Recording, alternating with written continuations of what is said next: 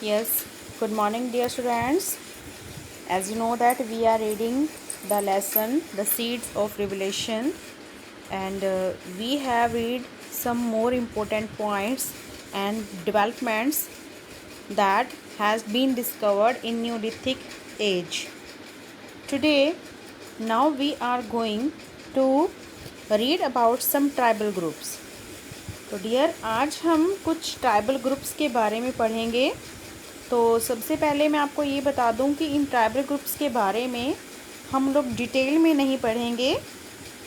हम सिर्फ कुछ मेन पॉइंट्स हैं जिनको हाईलाइट करते हुए मैं आपको जल्दी से बताऊंगी।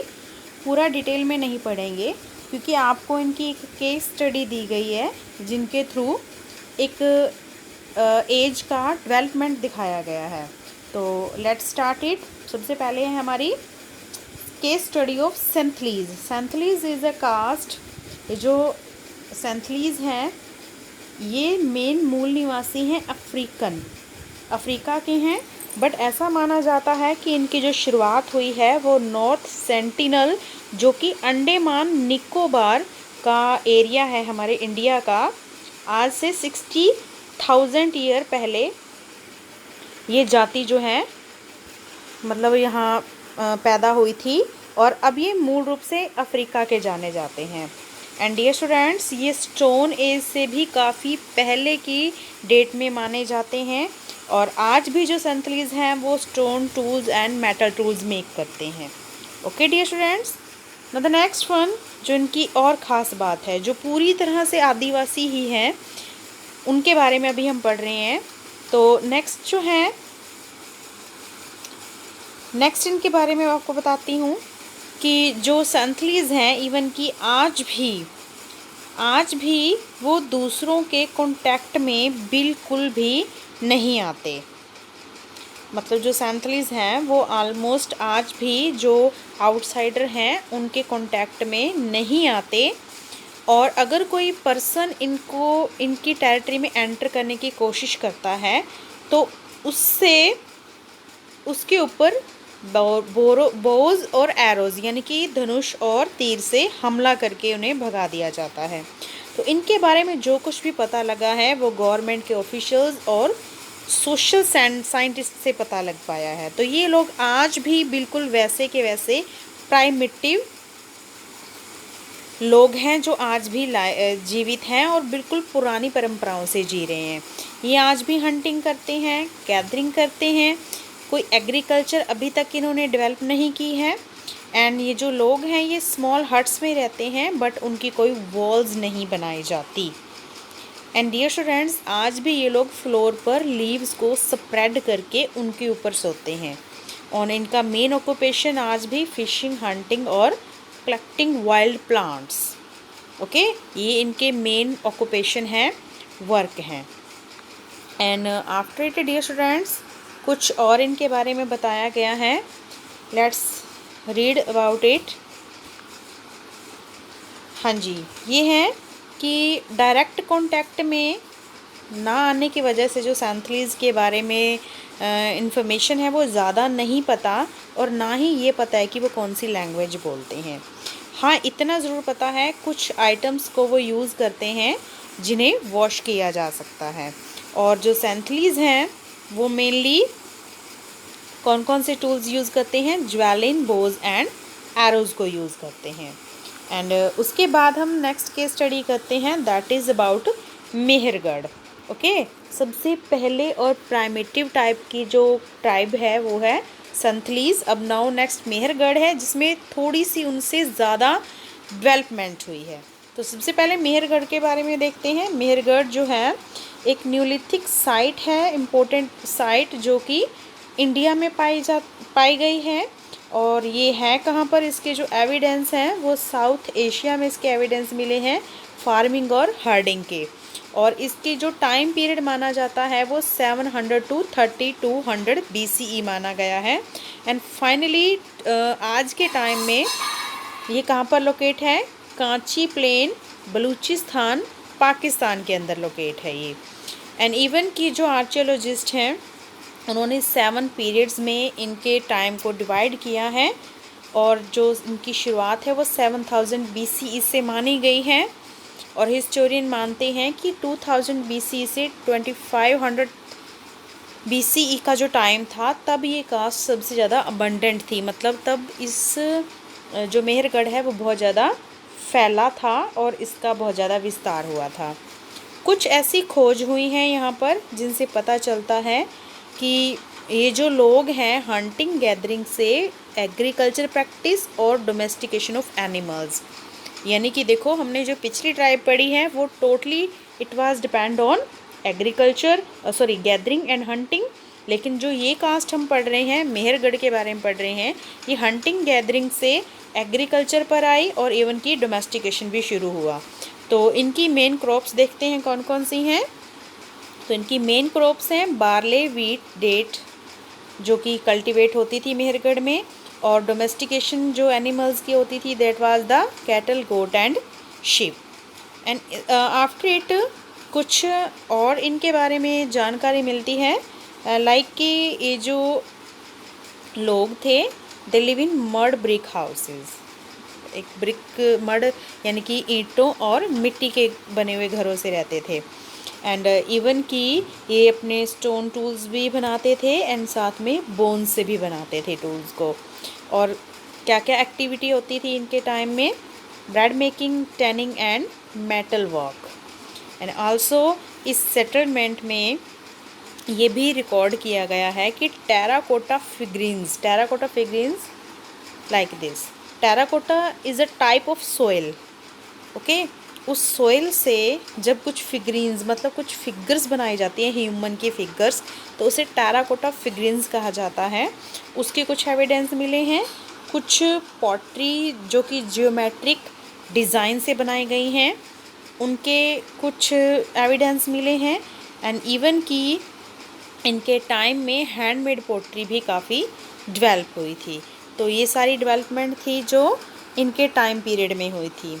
एंड इसके बाद मेहरगढ़ में और क्या स्पेशल था, इट वाज द ज्वेलरी भी काफ़ी फेमस थी। कुछ प्रीशियस स्टोन्स लाइक के लैपिस लजूली जो थे उनसे ये पता चलता है कि ये ट्रेड भी किया करते थे और इन सब थिंग्स से ऑर्नामेंट बनाए जाते थे। एंड इवन की जो मेहरगढ़ की सेटलर्स हैं उन्होंने बहुत ही यूनिक टेक्निक्स को यूज़ किया था थिंग्स को मैन्युफैक्चर करने के लिए। तो हमने जो संथलीज पढ़े थे उनसे काफ़ी ज़्यादा डेवलप्ड कास्ट थी मेहरगढ़। और इसके बाद हम नेक्स्ट केस स्टडी करते हैं दैट इज़ ऑफ बुरजा होम। तो बुरजा होम जो है ये मेहरगढ़ से भी ज़्यादा डेवलप्ड साइट है। तो देखते हैं बुरजा होम की क्या क्या खास बातें हैं। लेट्स फर्स्ट सी बुरजा होम की लोकेशन कहाँ है। It is present in Kashmir और ये जो फर्स्ट न्यूलिथिक साइट है जो इस एरिया में डिस्कवर्ड हुई है और इसका टाइम पीरियड क्या है 3000 BCE। एंड यहाँ पर वाटर की अवेलेबिलिटी और फॉरेस्ट की अवेलेबिलिटी दोनों ही मिली हैं और उनके पास ह्यूमन सेटलमेंट के एविडेंसेस भी मिले हैं। बुरजा होम में जो कुछ एक्सकेवेशन हुई हैं, जो कुछ खोज हुई हैं, तो उसमें क्या क्या मिला है, हैंडमेड पोट्स मिले हैं जो कि ग्रे, ब्राउन और रेड कलर के कलर किए गए थे। एंड इवन की कुछ डिफरेंट टाइप के टूल्स भी मिले हैं। टूल्स में क्या क्या है, स्टोन से बने हुए टूल, बोन से बने हुए टूल और एंटलर होता है जो हिरन के सींग होते हैं, उन सींगों से भी टूल्स बनाए जाते थे। तो इस तरह के कुछ डेवलप्ड टूल्स भी इस साइट पर मिले हैं बुरजा होम में। एंड बुरजा होम में जो बोन्स थी उनको फाइनली किस टाइप के टूल्स के लिए यूज़ किया जाता था, फिशिंग के लिए, हारपून्स बनाने के लिए, जो फिशिंग करने के लिए कांटा बनाया जाता है जिसमें फ़िश अटक के फंस जाती है, तो that is called harpoon. And सींग के लिए needle and arrowhead, spearhead and daggers, ये वो टूल्स हैं जो कि हंटिंग के लिए जानवरों को किल करने के लिए यूज़ किए जाते हैं। और ये सारे भी किन से बनाए जाते थे, बोन से बनाए जाते थे। तो काफ़ी तीखे और काफ़ी डेवलप्ड टूल मिले हैं बुरजा होम की साइट पर। एंड बुर्जा होम की एक दूसरी सबसे इम्पोर्टेंट फीचर मिली है, वो क्या है? Pit dwelling. तो सबसे पहले हम देखते हैं कि ये पिट ड्वेलिंग है क्या। So let's see, these are the example of pit dwelling. Pit का मतलब क्या करते हैं वो लोग कि ग्राउंड के अंदर पिट डग करते हैं, जैसे खड्डा खोदते हैं ना हम लोग, दैट इज़ कॉल्ड पिट। तो ग्राउंड के अंदर डग करते हैं उसको, एंड देन उसको साइडों से प्लास्टर करके मड के साथ उसको एक होम की शेप दी जाती है। एंड इवन कि ये जो पिट होते हैं, इनकी खास बातें क्या हैं, यहीं से ध्यान से देख लें आप कि पूरा जो पिट हाउस होता है वो पूरा क्लोज होता है। ये फर्स्ट होल होता है जिसे स्मोक होल कहा जाता है, एंड सेकंड होल है जो एंट्री गेट होता है। मतलब और कहीं से भी एंट्री का वे नहीं होता, रास्ता नहीं होता, ओनली छोटा सा एक होल होता है एंट्री का, जहाँ से इनके अंदर एंटर भी किया जा सकता है और बाहर भी निकला जा सकता है। तो पूरी तरह से कवर्ड हाउस हुआ करते थे। कुछ और बातें पढ़ते हैं इसके बारे में। डियर स्टूडेंट्स, ये जो पिट ड्वेलिंग थी, ये उन लोगों को बिटर विंटर, जो उस टाइम आइस एज कहा जाता था जिस एज को, तो उस बिटर विंटर से ये पिट हाउस बहुत अच्छे से बचाते थे उनको। और इनकी शेप क्या होती थी? मोस्टली देवर इन माउंड और रेक्टेंगुलर शेप, या तो राउंड की शेप में होते थे माउंड सा बना के, या फिर वो रेक्टेंगुलर की शेप में होते थे। एंड इवन की जो इनका ओपनिंग होता है इन पिट हाउसेस का, ये ओपनिंग बहुत नैरो होती है, यानी कि जो आने जाने का रास्ता है बहुत ही छोटा सा होता था, एंड विद वाइड बेस। जो इन इनहैबिटेंट्स से बुर्जा होम के, उन्होंने जो अपने घर बनाने शुरू किए थे वो मड से बनाने शुरू किए थे बाद में, जो कि ग्राउंड के ऊपर बनाए जाते थे। पहले पिट खोद कर अंदर बनाए जाते थे और बाद में उसके ऊपर बनाना शुरू कर दिया था। और इवन की एक नई टाइप की पोट्री भी इमर्ज हुई थी इस टाइम में, जो बहुत ही शाइनी और पॉलिश्ड हुआ करती थी, बहुत ही नाइस फॉर्म में बनाई जाती थी पोट्री। तो आप अंदाज़ा लगा सकते हैं कि मेहरगढ़ से भी कितनी ज़्यादा डेवलप्ड साइट रही होगी बुर्जा होम। एंड बुर्जा होम की एक बात और थी कि बुर्जा होम में जो डेड बॉडीज़ थी उनको भी बरीड किया जाता था, मतलब उनको दबाया जाता था इनसाइड द हाउस, या तो घर के अंदर या फिर उनके लिए स्पेशल कोई कब्र बनाई जाती थी। और डेड बॉडीज़ जो थी वो ज़्यादातर उनको सबसे पहले रेड ऑर्चर, मतलब एक रेड कलर का पेंट किया जाता था उस बॉडी पर, और तब उसे बरीड किया जाता था, डायरेक्ट बरीड नहीं किया जाता था। एंड इवन की कुछ और एविडेंस मिले हैं जिसमें ये पता चलता है कि कोई भी बरिंग आइटम उनके साथ नहीं रखी जाती थी, जैसे कोई ज्वेलरी या ग्रेन, इस तरह की कोई भी चीज़ उनके साथ नहीं दबाई जाती थी। बट जो एनिमल्स होते थे उनके, लाइक अगर किसी पर्सन ने अपने कैटल, गोट या बफेलोज या शिप, कोई भी मतलब जानवर पाल रखे होते थे, तो जैसे ही वो पर्सन डेड हो जाता तो उसके डेड मास्टर के साथ उसके एनिमल्स को भी बरीड कर दिया जाता था, मतलब उसके साथ ही दबा दिया जाता था। तो डियर स्टूडेंट्स, काफ़ी हद तक जो हमने मेहरगढ़ पढ़ा उससे काफ़ी ज़्यादा डेवलप्ड साइट थी बुर्जा होम, जहाँ पे हाउस की न्यू टेक्निक थी, एंड इवन की जो टूल्स थे वो भी काफ़ी अच्छे, और पोट्री काफ़ी पॉलिश्ड और बड़े अच्छे स्टाइल की थी। अब हम पढ़ते हैं last and final, that is the Daojali Hading. तो लेट्स सी, दाउजिली हेडिंग के बारे में देखते हैं हम लोग कि दाउजिली हेडिंग जो साइट है वो है कहाँ। फाइनली इट इज़ जो है वो हमारे नॉर्थ ईस्ट पार्ट में है। सारूतारू दाउजिली जो है वो सारूतारू के अंदर डिस्कवर्ड हुई है, और ये कहाँ पर है area? Hills of Assam and Garo hills in Meghalaya. तो हिली एरिया के अंदर ये साइट मिली है।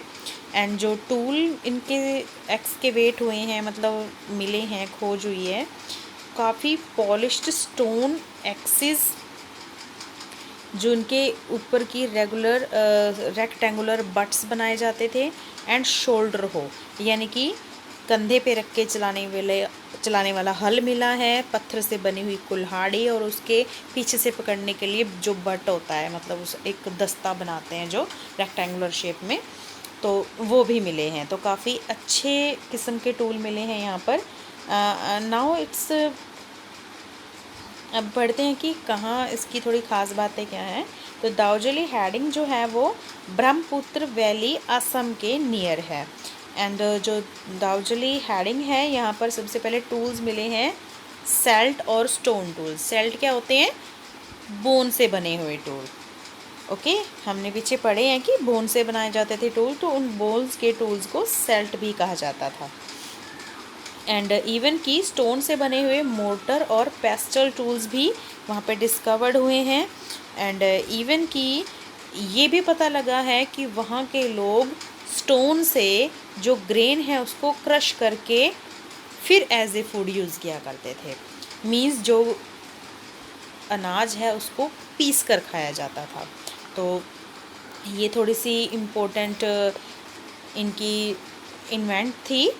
और नेक्स्ट है इसमें कि जो साइट है वो चाइना और म्यांमार के रूट के नियरेस्ट मिली है, जिससे ये भी पता चला है कि चाइना के साथ इनके अच्छे व्यापार भी हुआ करते थे। जैसे फॉर एग्ज़ाम्पल जो स्टोन है जेडेलाइट, जेडेलाइट जो है एक बड़ा कीमती पत्थर होता है, that is found in China. तो उससे क्लियर होता है कि चाइना के साथ ही अच्छा व्यापार भी किया करते थे। और इनकी फार्मिंग भी ये करते थे, बट कैसी फार्मिंग होती थी? लैंड को क्लियर किया जाता था और फॉरेस्ट को बर्न करके शिफ्टिंग एग्रीकल्चर प्रैक्टिस की जाती थी। एंड हैंडमेड पॉटरी भी, जो कि ग्रे या ब्राउन कलर में होती थी, वो भी इस साइड से एक्सकेवेट हुई है, मतलब फाइंड हुई है। एंड डियर स्टूडेंट्स, चलिए हम आगे बढ़ते हैं। Now we are going to read our next part, that is Chalcolithic age. In the previous part we have read about the Neolithic age. Now we have read about and understand about some examples, some case studies of Neolithic sites, जिसमें हमने देखा कि एक Hunter gatherer से जो human being हैं वो कैसे सोसाइटी के अंदर एक human being as a human being develop हुआ। Now let's read the chalcolithic age. People began to use metal at the end of Neolithic period, of which copper was the first. तो इस age में सबसे पहला जो metal use किया गया था that was the copper. So this period is known as copper stone age. तो इस पीरियड को हम कैलकोलिथिक एज या फिर कॉपर स्टोन एज भी कहते हैं। Where people used both copper and stone tools. इस एज में जो लोग थे वो कॉपर और स्टोन दोनों टाइप के टूल्स को यूज़ करते थे। And it was a transition period from stone age to metal age. एक ट्रांजिशन पीरियड था, चेंज करने वाला पीरियड था, जिसने स्टोन एज को किसमें कन्वर्ट कर दिया? मेटल एज में कन्वर्ट कर दिया। And it extended from around 4000 BCE to 2000 BCE. And these settlements were found in most part of India. Like the Indus Valley civilization is an example of Chalcolithic age civilization. तो India में इसका example क्या है? Indus valley civilization is the example of Chalcolithic age. Now the next one is, with time people also learned to make bronze and alloy by mixing copper and tin. Please correct the spelling of copper. Dear students, यहाँ इस बात के भी कुछ evidence मिले हैं कि copper सबसे पहले यूज़ हुआ था मेटल की फॉर्म में, और बाद में लोगों ने कॉपर और टिन का एक अलॉय बनाया, एक मिक्सचर बनाया, जिसे क्या कहा जाने लगा? ब्रोंज कहा जाने लगा। एंड डियर स्टूडेंट्स, तो chalcolithic people made various improved tools which led to a change in their lifestyle. तो बहुत सारे जो मेटल आ गए थे, उनसे जो खोज हुई थी मेटल की, उनसे बहुत सारे अच्छे और नए इम्प्रूव्ड टूल्स बनाए गए थे, जिनसे लाइफस्टाइल बिल्कुल चेंज हो गई थी। For example these tools improved their agriculture skills which led to production of more food than was required. तो सबसे पहला एग्जाम्पल है कि एग्रीकल्चर में बहुत अच्छे टूल्स बनाने की वजह से जो प्रोडक्शन था वो ज़रूरत से भी ज़्यादा प्रोड्यूस हो सकता था, मतलब ज़रूरत से भी ज़्यादा अनाज लोग उगाने लग गए थे। People also various animals like cows, buffaloes, goats, pigs, sheep and camels. तो जो लोग थे वो डोमेस्टिकेट करने लगे थे। पीपल आल्सो डोमेस्टिकेटेड, तो डोमेस्टिकेट करने लग गए थे बहुत सारे एनिमल्स को, जैसे कि cows, buffalo, goat, pig, sheep and camels को। Some communities also took up spinning and weaving, यहाँ तक कि कुछ कम्युनिटीज़ जो थी इन टूल्स की वजह से स्पिनिंग और वीविंग को भी उन्होंने डेवलप किया था। And wheel, people use the wheel to make pottery, और जो पॉटरी थी उसको बनाने के लिए व्हील भी तब तक अच्छे से यूज़ होने लग गया था। And decorated them with beautiful design, और इस टाइम तक लोग जो थे वो पोट्स को डिज़ाइनिंग फॉर्म में बनाने लग गए थे। तो बहुत ज़्यादा चेंजेस हुई थी। जो ह्यूमन था उसने एक एज शुरू हुई थी जिसमें उसने न्यूलिथिक एज से स्टोन एज से मेटल एज के अंदर स्टेप किया था। Is that clear dear students?